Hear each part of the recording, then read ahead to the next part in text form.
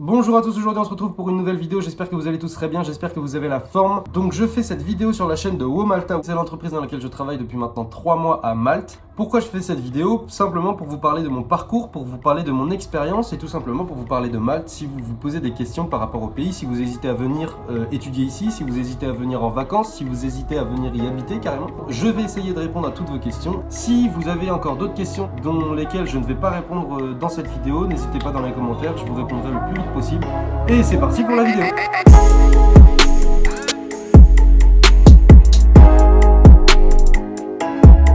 Je vais commencer par vous parler de mon parcours. Alors moi je suis un étudiant en école de commerce à Bordeaux, à l'INSEC, programme BBA INSEC. Je suis donc en deuxième année, j'ai bientôt 20 ans. Je devais réaliser dans cette deuxième année, de janvier à mars, un stage de 3 mois dans un pays étranger. Je parle anglais, espagnol, allemand, tout ce que vous voulez. Ça devait tout être sauf un pays francophone où les gens parlent français, puisque c'est un stage linguistique et donc c'est un stage qui nous permet d'apprendre la langue, de connaître une nouvelle culture, de connaître de nouvelles méthode de travail. Moi je suis venu à Malte, pourquoi? Pour plusieurs raisons, parce qu'en fait moi j'ai des connaissances au Canada et à la base je devais aller au Canada, je devais aller faire mon stage là-bas, mais le problème c'est le visa, il est hyper cher déjà de 1, et en plus de ça on n'est même pas sûr que notre visa soit accepté. Comme j'avais pas vraiment envie de dépenser beaucoup d'argent dans un visa, je préférais la mettre ailleurs, je suis resté en Europe et c'est pour ça que j'ai choisi Malte. Déjà c'est un pays européen, il n'y a pas de visa à avoir, c'est très facile d'y entrer, et en plus de ça il y a la proximité avec la France, donc c'est-à-dire qu'il y a 2h30, 3h environ de vol,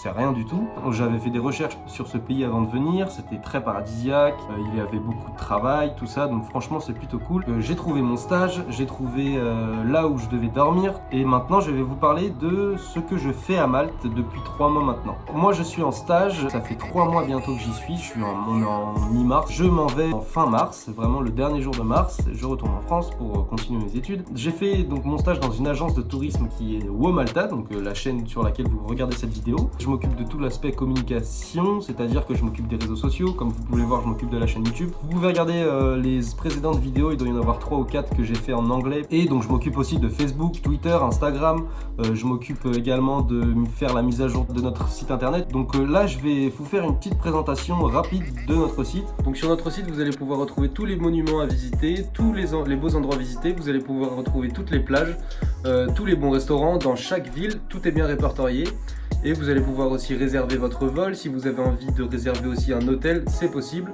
Vous pouvez nous contacter si vous avez la moindre question par rapport à Malte en général. Et puis c'est à peu près tout. Merci d'avance si vous y faites une visite.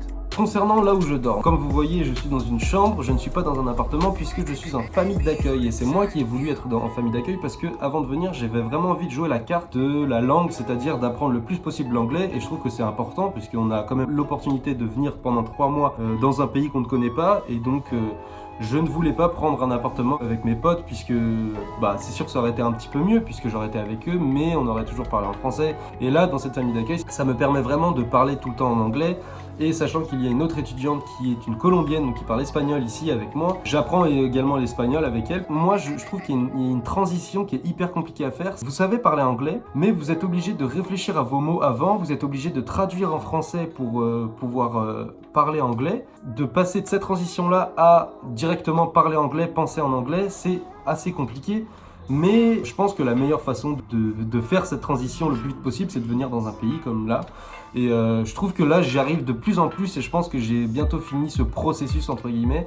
Et je pense qu'à la fin de mon stage, je vais vraiment être, je vais pas dire que je pourrais être bilingue, mais en tout cas mon niveau d'anglais s'est vraiment beaucoup amélioré. Maintenant, je vais vous parler des Maltais. Alors, les Maltais, ils sont très accueillants puisque moi je suis dans une famille d'accueil qui sont 100% maltais, et ils sont très accueillants, ils ont été très gentils avec moi, ils sont encore très gentils avec moi. Bon, après là où c'est un petit peu compliqué en famille d'accueil, c'est qu'on peut pas faire vraiment ce qu'on veut, on est souvent dans notre chambre, on a l'impression en fait qu'on retourne un peu en enfance, mais bon ça je le savais avant de venir. Vous pouvez pas faire de soirée, vous pouvez pas inviter vos potes quand vous voulez. Bon, tout ça c'est un petit peu compliqué, mais après je me dis c'est pendant 3 mois et je préfère vraiment pratiquer mon anglais que de faire des soirées que je pourrais faire en France quand je vais rentrer quoi. La langue maltaise, c'est pas vraiment une langue à part entière, c'est-à-dire que les Maltais, leur langue c'est un petit peu un mix de plusieurs langues. Parce qu'en fait, si vous voulez, je me suis un peu renseigné sur l'histoire de Malte. Ils ont été dominés par les Ottomans, ils ont été dominés par les Arabes. Et en fait, dans toute cette histoire-là, il y a beaucoup de nationalités qui ont dominé l'île de Malte. Et ça a fait qu'aujourd'hui,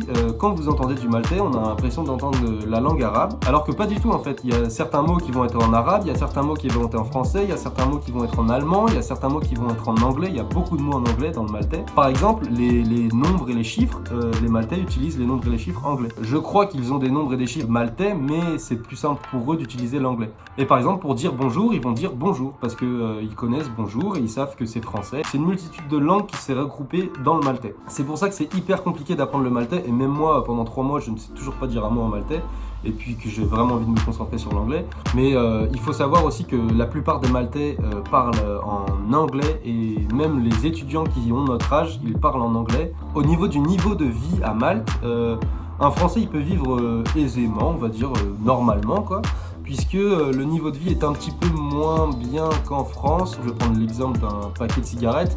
En France, ça coûte entre 8 et 9 euros. Ici, ça va coûter entre 5 et 6 euros. Au niveau de la nourriture, alors la nourriture va être moins chère. Mais par exemple, si vous voulez trouver des bonnes viandes, des bons poissons, toutes ces choses-là, c'est sûr que ça va être un peu plus cher parce que ici, pour eux, c'est un petit peu des produits prestigieux. Donc, je vous donne un petit conseil si vraiment vous avez envie de trouver ces bons produits-là.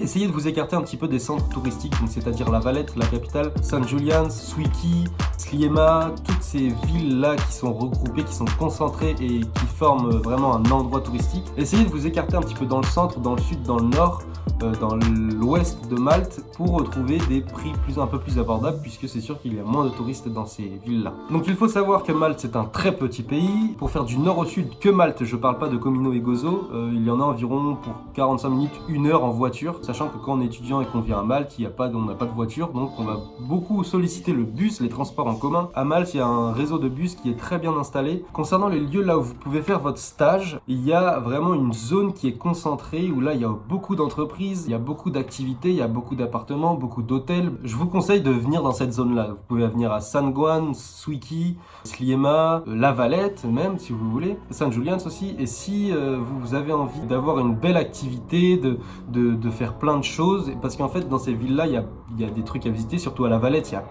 une infinité de trucs à visiter. Et sachant que moi je suis dans une agence de tourisme, j'ai eu la chance de pouvoir aller dans plein d'endroits gratuitement, puisque on fait la promotion de ces monuments-là, de ces lieux de visite pour notre site, donc on arrive à y aller gratuitement, ça c'est plutôt cool. Donc si vous voulez venir dans une agence de tourisme, si vous avez envie, venez dans une agence de tourisme, comme ça vous allez pouvoir avoir des avantages. Et ça c'est vraiment cool, puisque on a l'impression qu'on est un petit peu un touriste en fait, puisque on voyage beaucoup, on visite beaucoup. En fait je travaille, mais j'ai l'impression que je suis un touriste en même temps, donc c'est vraiment cool puisque j'ai visité à peu près tout Malte. Donc essayez de trouver un stage dans ces villes-là, dans ce regroupement-là, puisqu'il y a la mer déjà à côté, et il y a un grand quartier qui est très célèbre à St. Julian's qui s'appelle Pacheville. Et Pacheville, qu'est-ce que c'est?